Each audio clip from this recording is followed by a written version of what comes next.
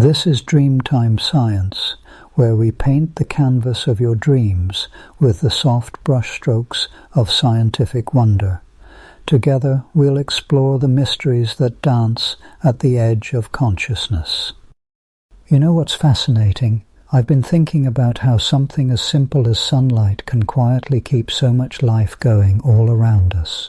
There's something remarkable about how plants turn light into energy, almost like they're tiny, green alchemists working behind the scenes. Tonight, I'd love to share what makes this natural magic so beautifully simple, and why it's one of the most important stories in our world. Should you find solace in these cosmic lullabies, consider becoming a regular dreamer by subscribing. Share what topics intrigue your curious mind in the comments below. Take this moment to settle in, wrap yourself in comfort, release the day's weight from your shoulders, and let your breath become as gentle as starlight. Before the world is fully awake, when the air is still cool and silvered with mist, the first touch of sunlight slips quietly across the land.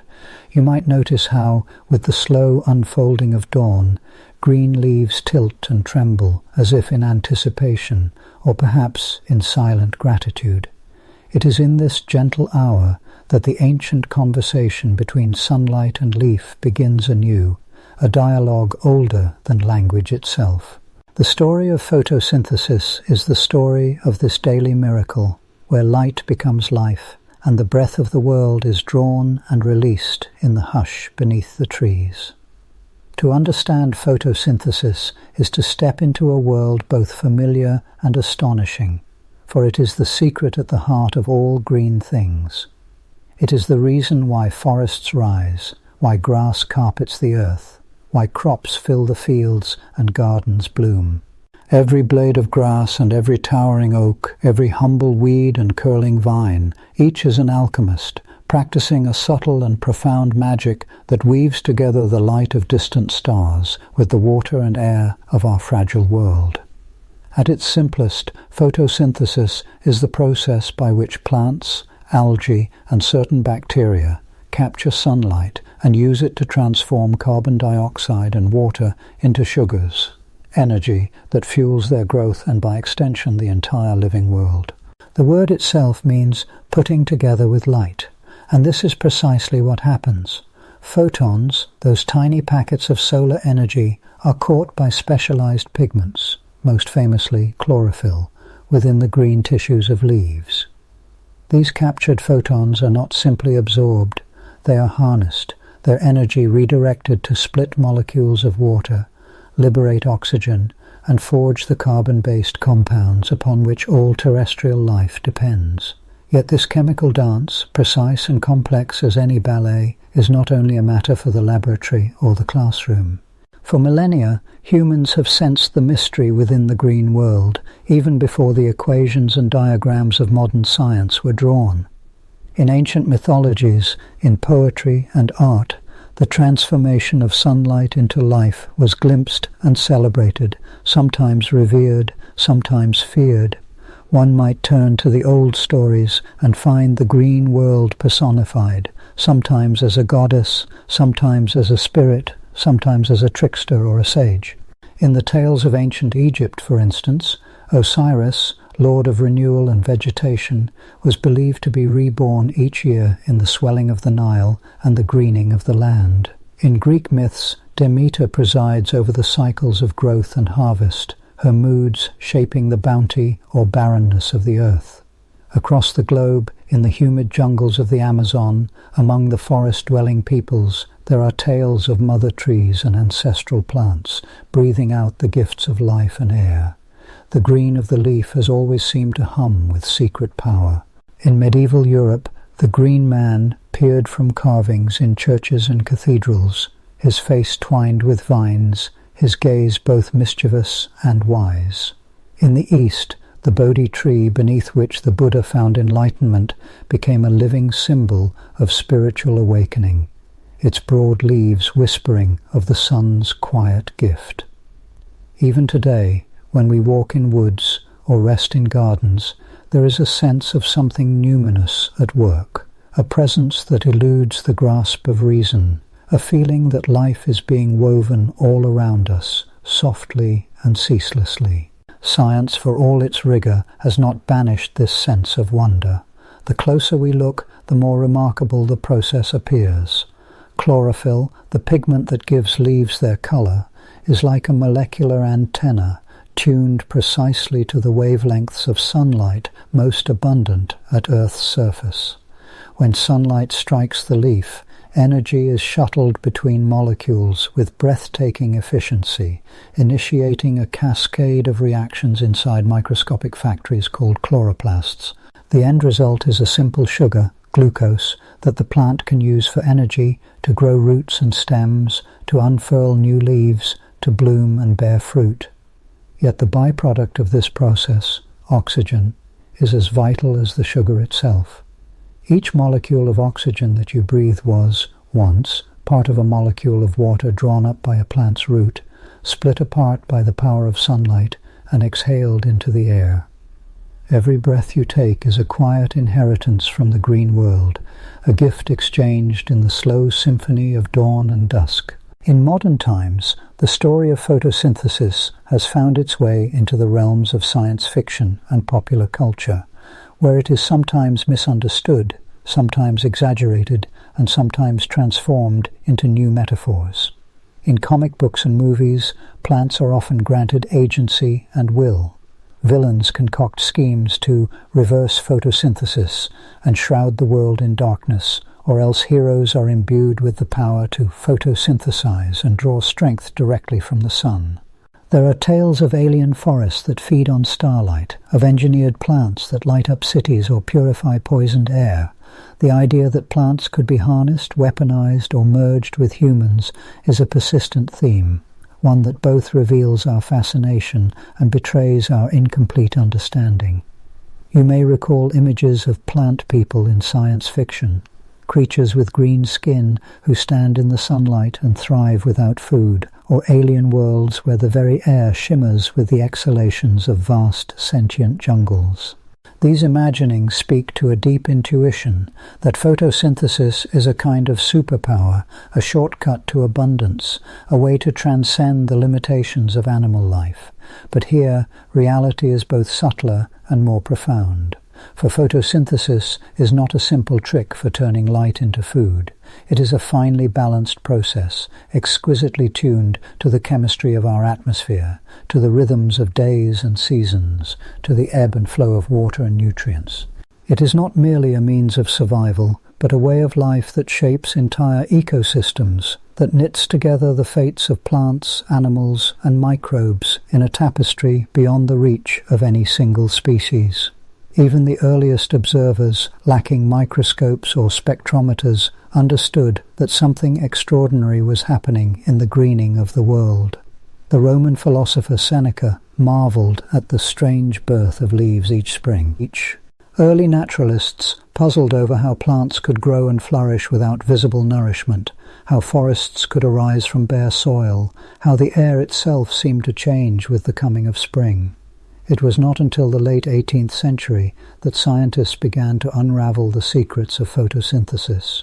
Experiments by Joseph Priestley, Jan Ingenhousz, and others revealed that plants could restore air that had been made impure by burning candles or breathing animals. Ingenhousz, in particular, demonstrated that this purification required sunlight and green leaves, a clue that the sun's gift was more than metaphorical.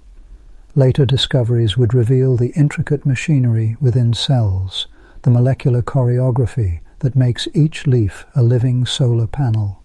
Yet, for all our advances, photosynthesis remains a source of poetic inspiration and cultural reflection. In literature, the green fuse that powers the flower, as Dylan Thomas wrote, becomes a symbol of the life force itself. In visual art, the interplay of light and leaf evokes the fragile beauty of our place in the world.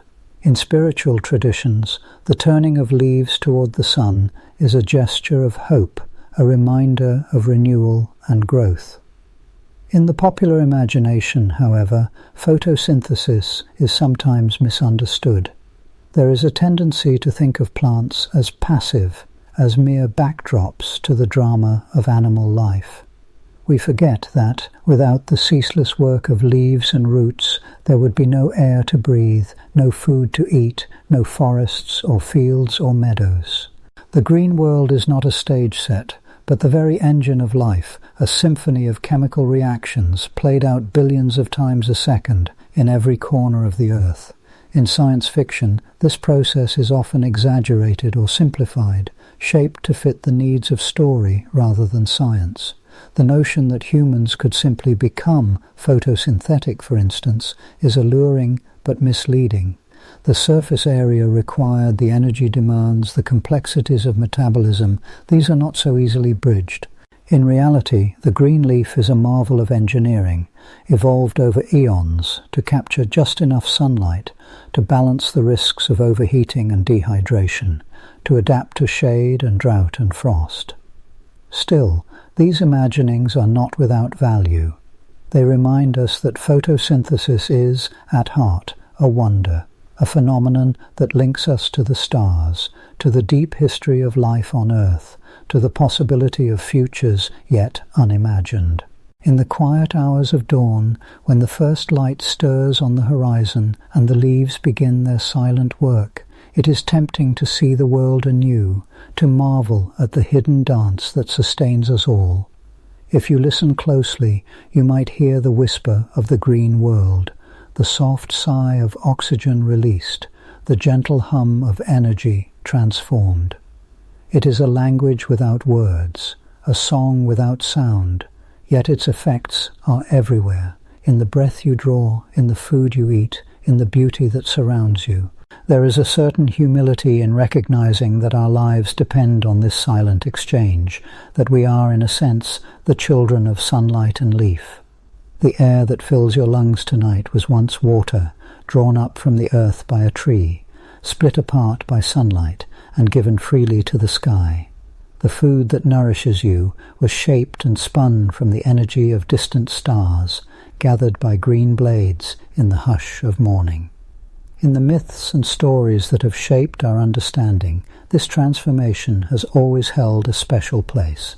The idea that life is woven from light, that the sun's touch can conjure forests from dust, is both a scientific truth and a poetic mystery. Whether personified as God or spirit, as muse or monster, the power of photosynthesis remains at the heart of our relationship with the living world. So when you next walk beneath the trees at dawn, or sit in the hush of a sunlit garden, consider for a moment the quiet miracle unfolding all around you. Each leaf is a testament to the sun's gift, each breath a reminder of the green world's silent labor.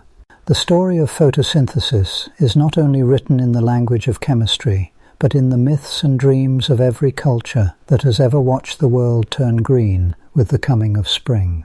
And as the day brightens, as the sun climbs higher, and the chorus of leaves swells beneath its gaze, the tale continues, unfolding in ways both familiar and strange, shaped by time and chance, by the endless interplay of light, water, and air. What other secrets lie within this dawn-lit dance? What further wonders might await us as we listen more closely to the green whisper at the heart of life? And so we drift now, deeper into the sun-drenched tapestry of the living world.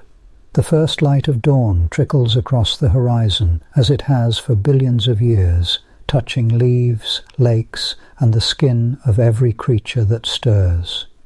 For all the ancient dependability of this golden arrival, the story of sunlight's journey, its transformation into food, its paradoxical nature, and its secrets just out of reach, remains one of the most exquisite, intricate ballets in all of science. Here, in this liminal hour between waking and sleeping, we will step softly through the dance of photons, pigments, and the profound mysteries that bind them. Begin, if you will, with a single leaf. Perhaps it is the broad emerald hand of a maple trembling at the edge of a branch, or the slender blade of grass that shivers in the early breeze. Each is a marvel of design, shaped by eons of evolution to catch the sun's embrace. Look closely through the language of biology, and you will find within each leaf a world more complex than any city, an intricate arrangement of cells, veins, and most critically, millions of tiny green factories called chloroplasts. Chloroplasts are the seat of photosynthesis, and their green hue comes from chlorophyll, a pigment that has, in a sense, dictated the color palette of Earth's living skin. Chlorophyll is a molecule exquisitely tuned to the sun's spectrum, yet it does not drink in all light. Instead, it absorbs most efficiently in the blue and red wavelengths, leaving green light to be reflected back, a quirk of chemistry that paints the world in its familiar verdant shades. But why only these colors? Why has life, in its infinite creativity, not harnessed the entire rainbow? To answer this, we must step back and ask, what is light, this thing that streams from the sun and stirs the leaf to life? Light, as it reaches us from our star, is both wave and particle, an ancient riddle at the heart of physics. As a wave, light undulates, a ripple in the electromagnetic field defined by its wavelength and frequency. The visible spectrum, that small sliver of the total electromagnetic scale which our eyes can perceive, ranges from the deep violets at about 400 nanometers to the warm reds at 700 nanometers. Yet, with equal authority, light is also a cascade of photons, packets of energy, each with a unique quantized punch defined by its wavelength. This duality is not a quirk of language, but a genuine paradox at the heart of our reality. A photon has no mass, but carries energy. The shorter its wavelength, the more energetic it is. Blue photons, then, are more forceful than red. Ultraviolet is fiercer still, while infrared is gentle, a lazy undulation at the edge of perception. Life on Earth has evolved to harness just that narrow band, available in abundance at the planet's surface, neither so energetic as to be destructive, nor so feeble as to be useless. Chlorophyll, too, is a product of compromise and possibility. Its molecular structure, a ring of carbon and nitrogen with a magnesium heart, is tuned to the energies of blue and red light. When a photon of the right energy strikes chlorophyll, it excites an electron within, nudging it to a higher state, a leap from ground to excited, as though jolted from rest by an invisible hand. This is the first miraculous step in the conversion of sunlight into chemical energy, the opening movement of the solar ballet. But what happens next is a cascade, a choreography that unfolds in the hidden chambers of the chloroplast. The excited electron does not return quietly to its original state. Instead, its energy is channeled through a series of molecular relays, proteins and pigments arranged with astonishing precision. Each step, each transfer, is exquisitely choreographed to minimize waste and maximize capture. The process is called the light-dependent reaction, and it unfolds within the thylakoid membranes, tiny, stacked discs within the chloroplast, their surfaces studded with molecules ready to catch the sun. Here, the energy of excited electrons is used to split water molecules, releasing oxygen as a byproduct and shuttling protons across the membrane. This creates a gradient, a reservoir of potential energy, akin to water held behind a dam. The next act is the synthesis of ATP and NADPH, energy-rich molecules that serve as the currency for the cell's economy. Like coins minted from sunlight, they are carried into the stroma, the chloroplast's inner sanctum, where the light-independent reactions, the Calvin cycle, unfold. Here, carbon dioxide from the air is fixed, transformed, step by step, into sugars that will feed the plant, the animal that eats the plant, and ultimately, every living thing. Pause for a moment to appreciate the elegance and improbability of this sequence. Every green thing you have ever seen, every morsel of food you have ever tasted, is a product of this process, a translation of sunlight, through the medium of chemistry into the currency of life. It is a chain of events so finely tuned, so dependent on the properties of photons and the quirks of molecules, that it seems almost miraculous. And yet it is also bounded, limited, forever incomplete. For as much as we know about photosynthesis, much remains mysterious. Chlorophyll, for example, is not the only pigment that can harvest light. Carotenoids, those orange and yellow molecules responsible for autumn leaves and carrots, can absorb wavelengths that chlorophyll misses, passing their energy along in a supporting role. In certain algae and bacteria, other pigments, like phycobilins or bacteriochlorophylls, push the boundaries of possibility, harvesting photons in the far red or even near infrared. Each represents a different answer to the challenge of living with light, each an adaptation to a particular ecological niche. Yet even with these variations, no organism harnesses the full spectrum of solar energy. Ultraviolet is largely ignored, too energetic, too likely to shatter delicate bonds and create chaos. Infrared, though plentiful, is too weak to drive the vital chemistry of life. The visible range, that narrow window from violet to red, is the Goldilocks zone, just right for the needs and tolerances of carbon-based life. But why, you might ask, has evolution not solved this? Why not a universal pigment perfectly absorbing every photon from the hottest blue to the faintest red? The answer lies not only in chemistry, but in the subtle, often brutal, pressures of the environment. Energetic photons like those in the ultraviolet can break apart DNA and proteins, causing mutations and death. Low-energy photons, like those in the far red or infrared, do not pack enough punch to drive the necessary chemical reactions. Plants and their ancestors have evolved within these constraints, tuning their pigments to the available light and the dangers lurking within it. There are, too, the limits of biochemistry itself. Pigments must not only absorb light, but do so in a way that allows energy to be transferred efficiently, without loss or damage. The molecular machinery must be stable, repairable, and compatible with the rest of the cell's operations.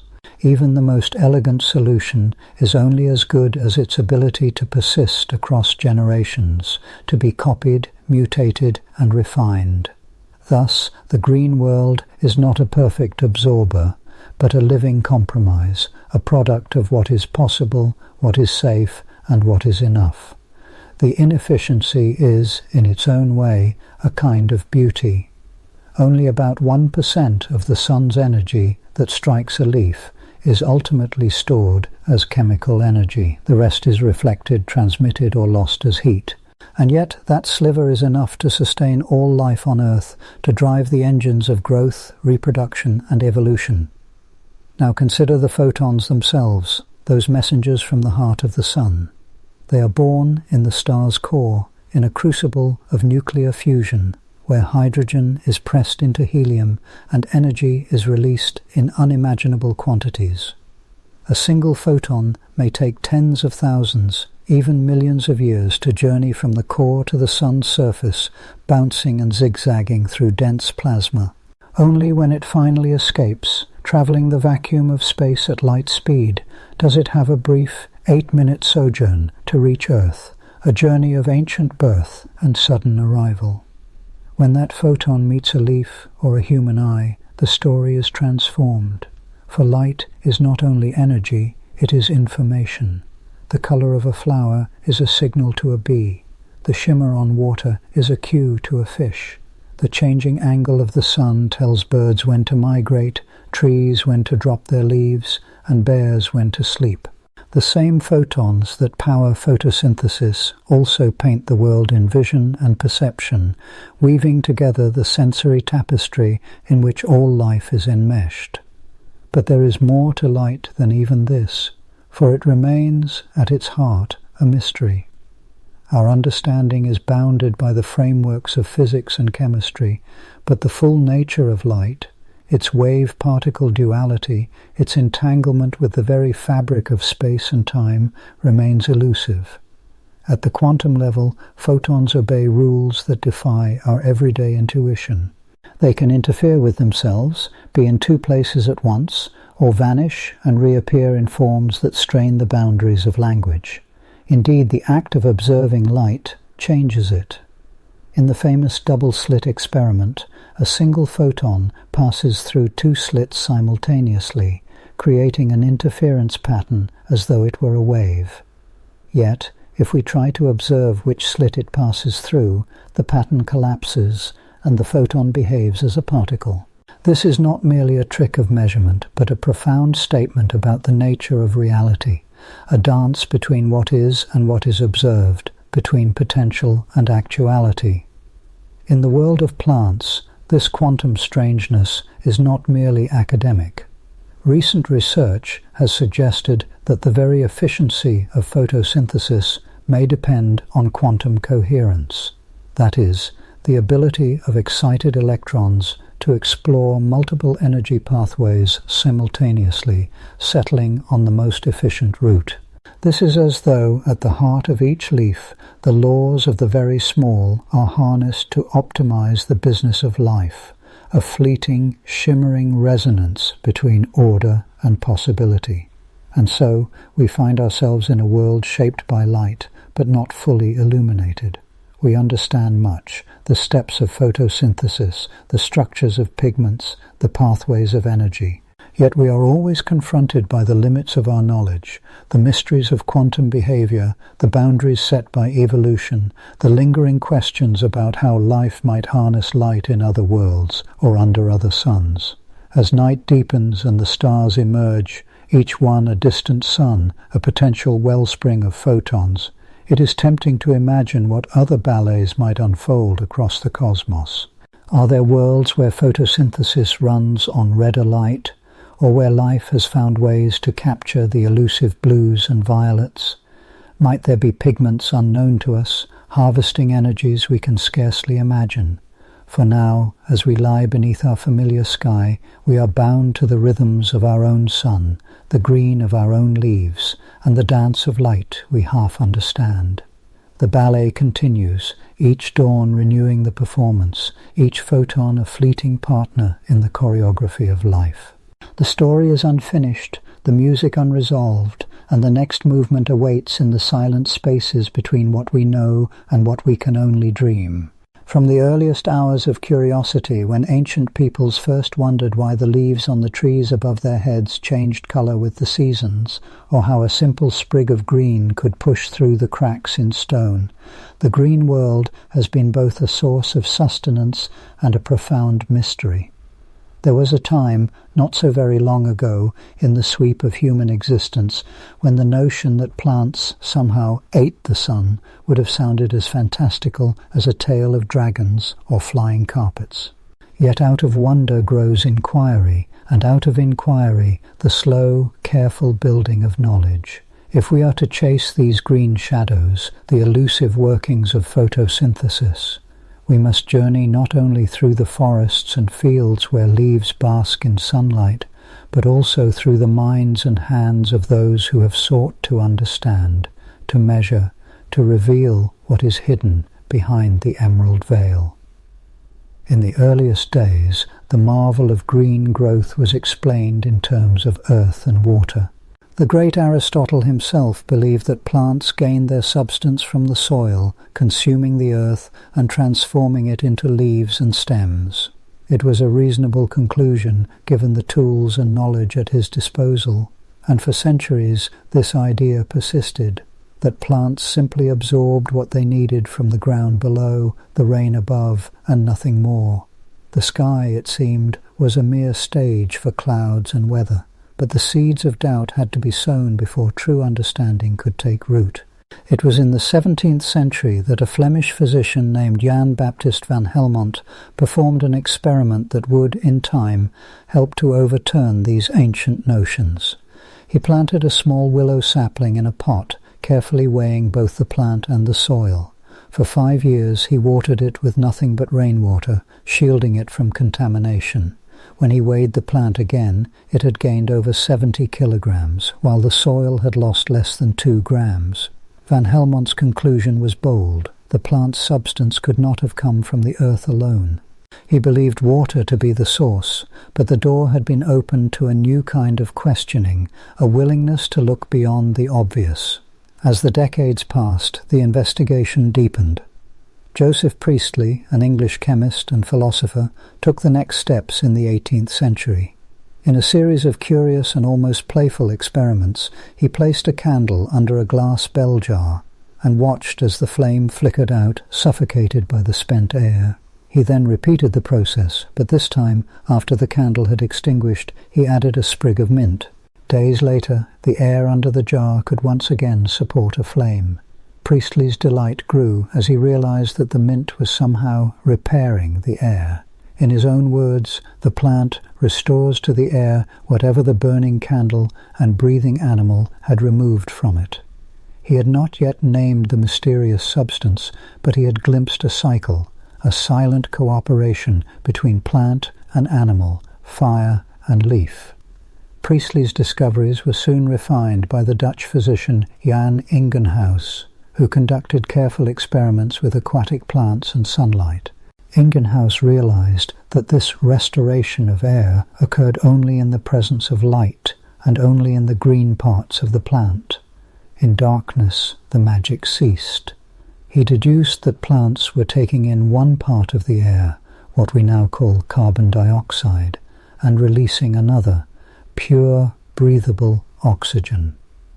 The puzzle pieces were aligning, but the mechanism itself, the very act of using sunlight to convert air and water into living tissue, remained elusive. To chase these green shadows further, scientists needed new tools, the ability to measure, to isolate, to analyze what was invisible to the naked eye. The 19th century offered these tools in abundance. Glassware for careful containment, precision balancers for weighing the smallest changes, chemical tests for detecting the faintest traces of gas. One of the most elegant experiments belonged to Julius von Sachs, a German botanist who used the humble leaf as a living canvas. He discovered that when exposed to sunlight, starch would accumulate in the illuminated regions of a leaf, while the shaded areas remained unchanged. By staining leaves with iodine, which turns starch a deep blue-black, he could reveal the invisible patterns of photosynthetic activity.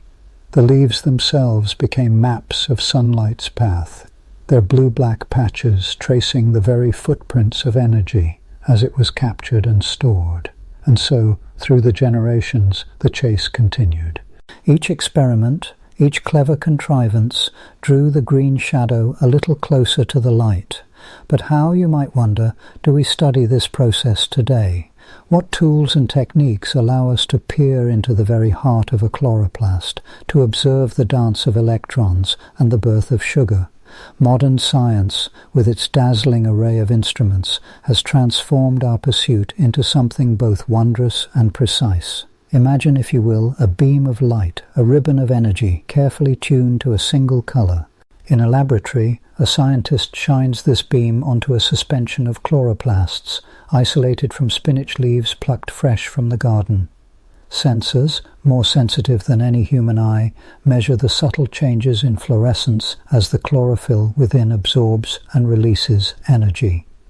From these changes, we can deduce the efficiency with which light is captured, the precise wavelengths most effective, the energy transferred from one molecule to another. Spectroscopy becomes our window into the green world. This technique, which passes light into its constituent colors, reveals the fingerprints of photosynthesis in action. Chlorophyll, the molecule at the heart of the process, absorbs red and blue light most strongly, reflecting the green that gives leaves their color. By measuring how much light is absorbed or emitted, we can track the flow of energy as it moves through the photosynthetic machinery. Scientists also harness the power of isotopes, atoms marked with subtle differences in mass, to trace the path of carbon and oxygen through a plant. In the 1940s, Melvin Calvin and his colleagues fed plants carbon dioxide laced with the radioactive isotope carbon-14. By following the radioactive trail, they were able to map, step by step, the sequence of reactions by which carbon atoms are transformed from mere gas into sugar. This Calvin cycle, as it came to be known, forms the very backbone of life on Earth, for it is through this cycle that atmospheric carbon is woven into the fabric of every living thing. Other experiments, no less ingenious, have illuminated the role of water. Early in the 20th century, researchers pondered a simple but profound question. When plants release oxygen during photosynthesis, does that oxygen come from the carbon dioxide or from water? The answer, it turned out, could be found by labeling water molecules with a heavy form of oxygen, oxygen 18. When plants performed photosynthesis with this labeled water, the oxygen gas they released contained the heavy isotope, proving that the oxygen we breathe comes not from the air, but from the splitting of water molecules inside the leaf. To peer deeper still into the very structure of the photosynthetic apparatus, scientists have employed electron microscopy. These powerful instruments use beams of electrons instead of light, allowing us to see the intricate architecture of chloroplasts, the stacks of thylakoids like coins piled within a tiny green purse. Within these membranes, proteins and pigments are arranged with exquisite precision. Photosystem II, Photosystem I, the cytochrome B6F complex, each with its own role in the harvest and conversion of sunlight. Fluorescence imaging, too, has become a powerful ally.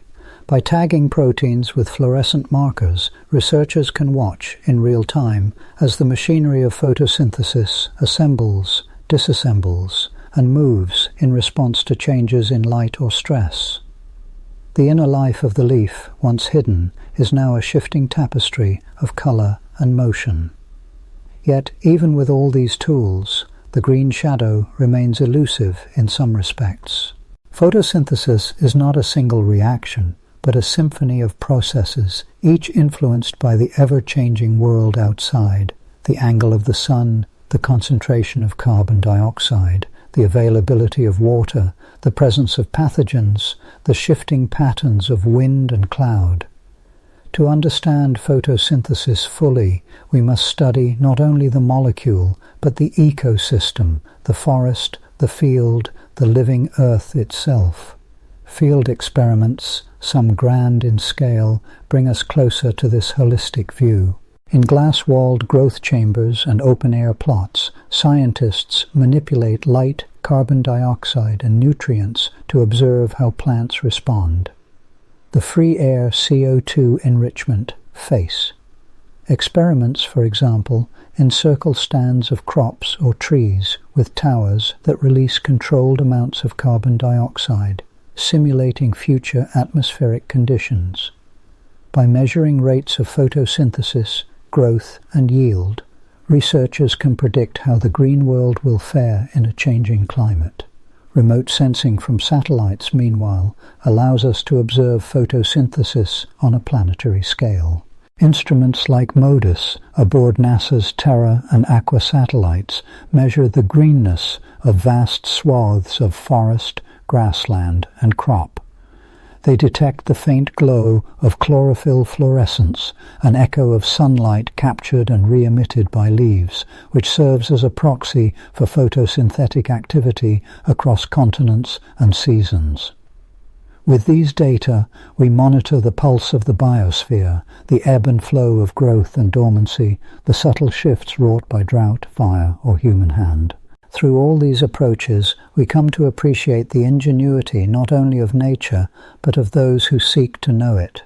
The pursuit of understanding has been marked by moments of brilliance and serendipity, by the patient accumulation of evidence and the sudden leap of insight.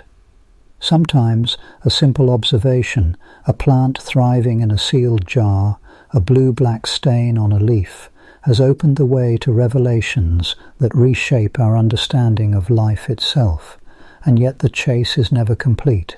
Each discovery reveals new layers, new questions. How do desert plants perform photosynthesis with so little water? What of the algae that thrive in the cold, dim light beneath Antarctic ice? Can we harness the secrets of photosynthesis to feed a growing world, or to capture and store the carbon that threatens to warm our planet beyond recognition? Tonight, as the day's light fades and the leaves outside your window settle into gentle shadow, consider the generations of minds that have chased these green mysteries. Each experiment, each tool, each question has brought us closer to the living heart of the world, where sunlight is spun into sugar and air is transformed into breath. The pursuit continues, ever deeper, ever wider, as we follow the green shadows into the unknown. And in that unknown, on the very frontier of knowledge, we find new possibilities, visions of altered crops, artificial leaves, and worlds yet to be made. But before we look ahead to what might be, let us linger a moment longer in the half-light, in the hush between question and answer, where the next revelation waits just beyond the reach of certainty. Throughout the long, slow unfolding of Earth's history, there has been a subtle weaving, an invisible thread pulled through the fabric of time.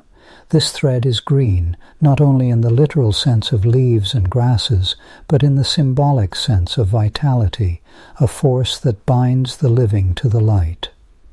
When we contemplate photosynthesis, that unassuming word, we stand at the threshold of an ancient mystery, one that reaches back to the earliest murmurings of life and pushes quietly forward, nourishing every living thing, including ourselves. Let us return for a moment to the heart of the leaf, to the maze of cells and the shimmering thylakoid membranes within. Here, photons of sunlight, born in the core of a star millions of kilometers away, travel for minutes across the vacuum and arrive as gentle touches on the world. These photons, so small that they exist as both particle and wave, brush the pigments of chlorophyll with a faint electric caress. In that instant, the energy of the cosmos is captured and transformed, no longer the wild, untamed fire of nuclear fusion, but now a spark of life, ready to flow through the veins of the plant. Photosynthesis is more than a biochemical process. It is an act of translation. With a grace so steadfast it often escapes our notice, the machinery of the cell translates sunlight into sugar, light into the matter of life. Each glucose molecule is a memory, a crystallized sunbeam, a morsel of light that can be passed from leaf to root, from root to fruit, from fruit to animal, and from animal to us. When we eat an apple, a carrot, a loaf of bread, we are not merely consuming calories. We are, quite literally, eating sunlight, digested and reassembled by the green world. Consider for a moment the scale of this translation, its vast reach. Across forests and grasslands, in mossy tundra and humid jungle, in the soft algae that drift in a pond, and the towering kelp swaying in the ocean, photosynthesis is at work. It is a silent symphony performed each day without fanfare, yet it is this unceasing effort that fills the air with oxygen, that shapes the landscapes we know, that supports the teeming multitudes of creatures that crawl, fly, swim, and walk. For all its familiarity, there remains something almost miraculous about photosynthesis. The chemistry is precise, the pathways mapped, yet the outcome seems to elude pure reason. Why should the universe permit such a thing? That energy, so distant and indifferent, can be gathered by pigment molecules and, through a curious dance of electrons, become the green pulse of a forest or the sweet flesh of a peach. In this process, we glimpse the profound and improbable poetry of existence. Yet, the story of photosynthesis is not merely a tale of plants, nor is it confined to the green kingdoms alone. It is, in a very real sense, the story of us. Every breath we draw is granted by the patient work of leaves. Every heartbeat is fueled by the energy that once streamed from the sun. Our bones, our blood, our very thoughts are built from carbon once drawn from the air by a blade of grass or a frond of fern. The boundary between ourselves and the green world is not as sharp as it may appear. We are entangled, our destinies braided together by the silent labour of chloroplasts. Think, for example, of the forests that once covered the land, their fallen trunks pressed into the earth and transformed over eons into seams of coal, or of the ancient algae whose remains settled on the ocean floor to become oil and gas. The engines of modern civilization, the cars and factories and glowing cities, are powered by the fossilized sunlight of lost ages, an inheritance from photosynthesis past, spent in a few short centuries. We have built our world upon the patient work of green things, and in doing so we have altered the atmosphere itself, sending carbon spiraling back into the sky. This connection, so deep and so easily overlooked, invites both awe and humility.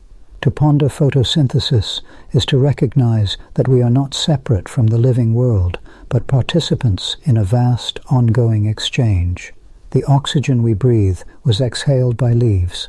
The food we eat is the captured sunlight of another day. Even the warmth of our bodies, the fire in our minds, is borrowed from the sun, mediated by the alchemy of photosynthesis. There is, too, a peculiar symmetry to this process. Plants, in their quiet way, reverse the breath of animals. Where we inhale oxygen and exhale carbon dioxide, plants draw in carbon dioxide and release oxygen. The two halves of this cycle fit together like the verses of a poem, each completing the other. We are in effect breathing with the leaves, our inhalations matched by their exhalations, our needs answered by their gifts. And yet, within this symmetry, there is difference.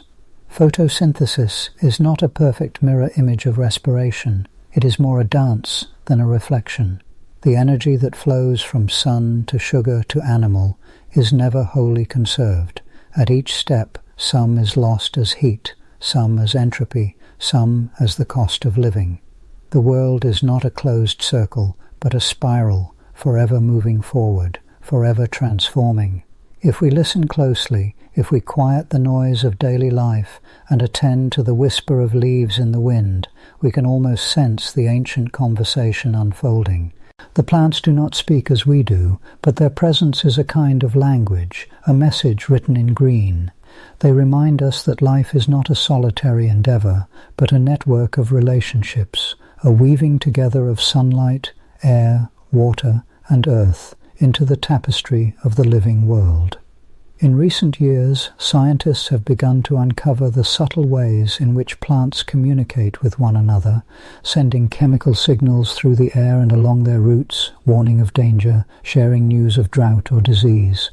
Even here, photosynthesis plays a role, for the energy and materials needed to send these messages are supplied by the sun. The green thread of photosynthesis thus becomes not only the basis of nutrition, but also the underpinning of awareness and response, the foundation for the quiet intelligence of plants. It is tempting, perhaps, to relegate photosynthesis to the realm of biology textbooks, to think of it as a process that belongs to plants and algae, far removed from our own concerns. But in truth, our lives are shaped by the ebb and flow of photosynthetic energy. The fields of wheat that feed us, the forests that shelter us, the gardens that delight us, are all manifestations of the same green magic. Even the air we breathe, invisible and taken for granted, is a legacy of photosynthesis, an atmosphere transformed by the slow accumulation of oxygen over billions of years. There are mysteries still. While the broad outlines of photosynthesis are well understood, many details remain elusive. The precise choreography of electrons within the protein complexes, the subtle ways in which plants adapt to changing light and fluctuating environments, the evolution of new pigments and pathways, these are questions that continue to intrigue and challenge researchers. There is a sense, always, of standing at the edge of a vast green ocean, able to glimpse only the surface ripples, while the true depths remain hidden. For all our knowledge, photosynthesis retains an air of mystery, because it is, at its core, a process of transformation. It takes what is intangible, light, air, water, and renders it tangible, a leaf, a seed, a tree. It is, in a sense, the original alchemy, the art of making something from almost nothing. And in this we find a kind of hope, a reminder that life is capable of astonishing feats, that the world is more generous and inventive than we often allow ourselves to believe. As we look to the future, the lessons of photosynthesis become ever more urgent. In a warming world where the balance of gases in the atmosphere is shifting, where forests are felled and oceans acidify, we are called to remember our connection to the green world. Scientists and engineers seek to mimic photosynthesis, to build artificial leaves that can capture sunlight and turn it into fuel, to design crops that are more efficient, more resilient. In these efforts, we see a recognition that the wisdom of plants is not merely a curiosity, but a model, a way forward, a path toward harmony with the living earth. But there is more to the story than technology and innovation. There is a need for reverence, for a quieter kind of understanding. To walk beneath the canopy of a forest, to feel the dappled sunlight on your skin, to breathe in the sharp, clean air after a rainstorm. These are moments when the poetry of photosynthesis is most palpable. In such places we can sense the green thread that runs through all life, binding us to the trees and grasses, to the moss and fern, to the world itself. We are, all of us, children of the sun, our lives shaped by the relentless, patient work of photosynthesis. The bread we break, the wine we pour, the fruit we savor, are gifts of the green world, tokens of the sun's energy made manifest. In each cell of our bodies, in the carbon that forms our bones, and the oxygen that fills our lungs, there is a trace of this ancient process, a faint echo of the first leaf that ever turned toward the light. And so, as you settle into the quiet of the evening, as the world grows dim and shadows lengthen, let your mind linger on the slow, steady pulse of photosynthesis. Imagine the forests and fields, the meadows and marshes, all breathing in the fading light, weaving the green thread that sustains us all. There is a peace in this knowledge, a comfort in the continuity of life, a sense that even in darkness the promise of light endures. Somewhere, even now, a leaf is unfurling, a seed is pushing upward through the soil, a tendril is reaching out toward the sun. The work of photosynthesis goes on, unhurried and undiminished, binding past and future, root and sky, the living and the yet to be born. It is a story still unfolding, a poem without end, and we are woven into its verses, carried forward on the green thread that links us to all that lives and breathes beneath the sun. And in the hush that follows, as your breath slows and your thoughts grow gentle, let the quiet mystery of photosynthesis settle around you like a soft green light, a reminder that in the heart of every leaf and in the heart of every human life there is a spark of sunlight, a trace of the impossible made real, a thread that binds us quietly to the miracle of the living earth. As our journey through the gentle dance of light turning into life drifts to a close, we float like a comet tail fading into the hush of space, cradled by the quiet magic of photosynthesis. May your thoughts wander softly among the leaves and sunlight, and when the night whispers for more, return with me to explore the next Dreamtime tale.